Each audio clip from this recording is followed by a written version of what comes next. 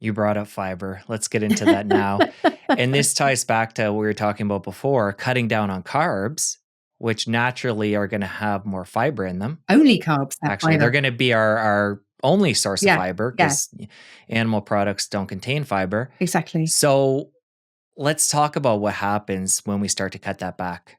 In most people, good things. I mean, this is amazing. When I speak at conferences, the trigger topics are fiber and cholesterol. And for the police last week, the first question was on fiber. And I did another talk to some medics in January, and the first question was on fiber. Fair play to Kellogg's and the cereal companies and the dietitians and all the rest of it. They have done a splendid job on the fiber propaganda, because the idea that we need fiber is really ingrained, in people's minds.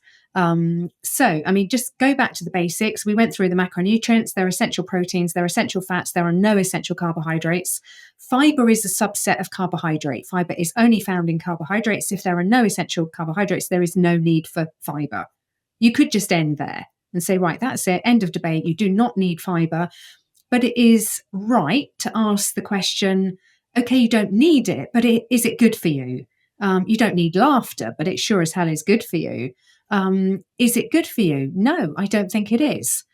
It's waste. In what other field is waste considered good for us? You know, if you're generating more household waste than usual, somebody wouldn't be going out and telling you, oh, generate even more. You know, the more household waste you can produce, the better.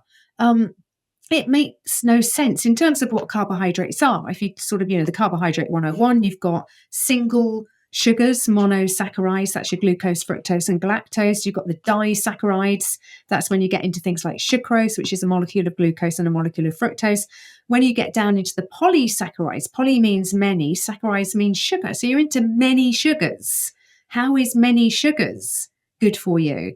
And of course, the indigestible version of many sugars is what fiber is. So the technical definition of fiber is indigestible many sugars. How is that good for you? How is that good for you? And then, so the arguments I get back when people have raised that question, they say, oh, because if you don't have fiber, you won't go to the toilet as much. It's like, no, you're going to the toilet because you've put waste in. Fiber is the waste that needs to come out in the toilet. Don't put the waste in. You've got less waste to come out going down the toilet. You know, do you really think it was going to be a good idea for caveman to produce the kind of waste that we're producing today if you're following the 30 grams of fiber a day? I mean, you'd attract every wild animal in the region because people will be going outside the cave every 5 minutes to go and have a poop or whatever. I mean, it's insane. This whole idea that if you don't put it in, you won't be able to go. So if your sink is blocked with fat, what are you going to do? Put more fat down the sink? No, you're going to flush it through with water. So if you're feeling constipated, drink more water, but don't put more stuff in. People think, oh, I'm a bit constipated, I'll have a bowl of all bran.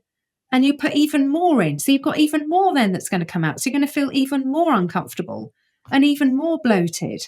So their final argument is, oh, I need it for my gut flora. It's like, no, you don't. There's a lot of things that make for a good gut flora that admittedly you didn't have any say in. But we've got to be honest because these are facts. If you want great gut flora, you should have healthy parents. You didn't get a choice in that, but you should. You should have natural childbirth. You needed to be bathed in your mother's microflora as you were coming out. You didn't get a choice in that. You needed to be breastfed for as long as possible. That's a bit controversial nowadays, apparently. Sorry, that's a fact as well. Don't then take antibiotics as a child unless your life depends on it. If you do, take probiotics at the same time. Same as an adult, quite frankly. You don't take antibiotics because you think you might get an ear infection. You wait until you really have got an ear infection and then see if you need antibiotics. And then always take probiotics, which will be a really good quality kefir alongside. And then the other things that feed the gut flora we've mentioned earlier, kefir, lactobacillus, natural live yogurt, probiotics, fermented food. You know, that you need a bowl of cereal or you need some beans on a piece of whole grain toast. That's BS from the fake food industry who want you to buy cereal and baked beans on toast. It's complete nonsense. So just to be clear here, you mentioned a number of things that early on are going to impact the microbiome, things from the mother passing through the birth canal and breastfeeding and avoiding antibiotics. When we're adults, it sounds like from what you shared there, fermented foods is the only route of repopulating and maintaining that. Or am I missing something there? Yeah, no, I mean, it's fermented food, it's the dairy products, it's the blue cheese, the natural yogurts, lactobacillus, all that kind of thing.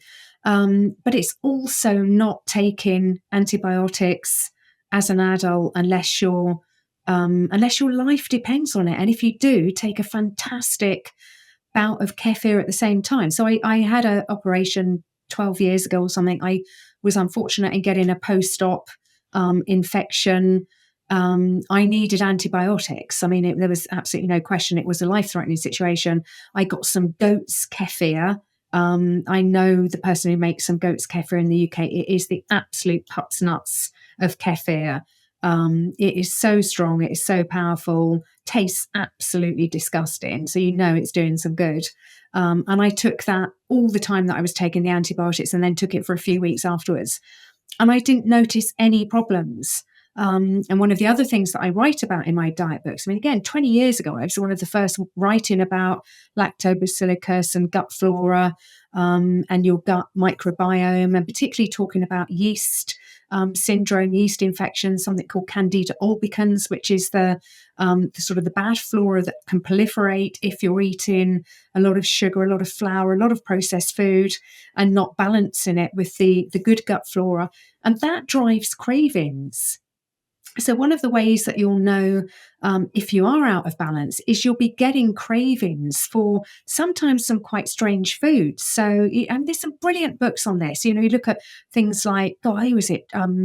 Leon Chatow, Is Yeast Your Problem? Trowbridge and Walker. I mean, these books now are 50 years old. I was reading books back from the 1950s on food intolerance that it was almost like nobody had read them for 40 years. And then suddenly I was discovering them in bookshops in London or America or something. Some incredibly powerful stuff has been written about food cravings and our relationship with food.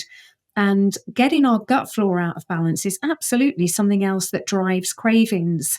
So particularly if people find themselves craving pickled foods, suspect that you've got a Candida albicans overgrowth.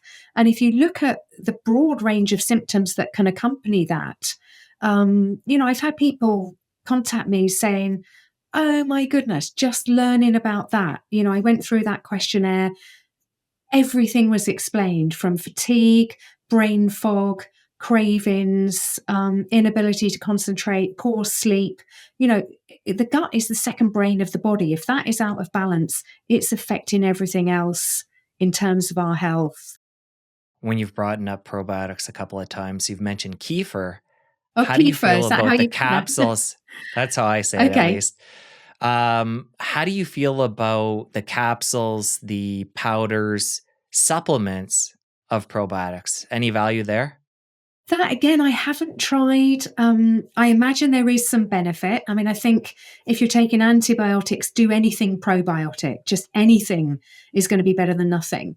And I remember when my family doctor prescribed me. I ended up in the hospital back where I'd had the operation to get the first sort of, right, what antibiotic are we going to give you? Because we're in a serious situation here. And then when they got it right, I just had to go and see the family doctor to get sort of the repeat prescription. And I went to the family doctor and I said, you're writing out a prescription for antibiotics. Please, can you put some probiotics on there? And he kind of looked at me and went, yeah, sure. Good idea. It's just like, well, why don't you do that all the time? Why don't you think of that? You're the doctor here. Antibiotics, probiotics, just put the two together. So yeah, I'm sure tablets are good. Capsules are good.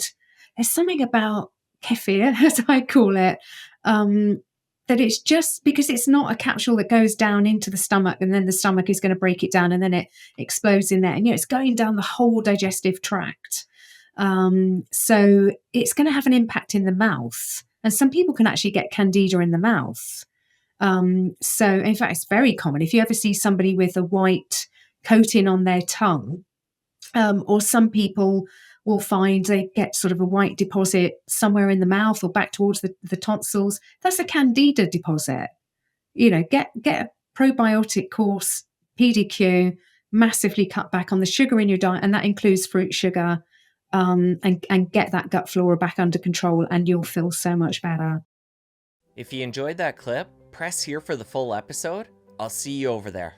There are no essential carbohydrates whatsoever. None. Zilch, zippo. Telling people to have at least 55% of their diet in the form of the one macronutrient that we don't even need is the starting point that's wrong. You think snacking on an apple is super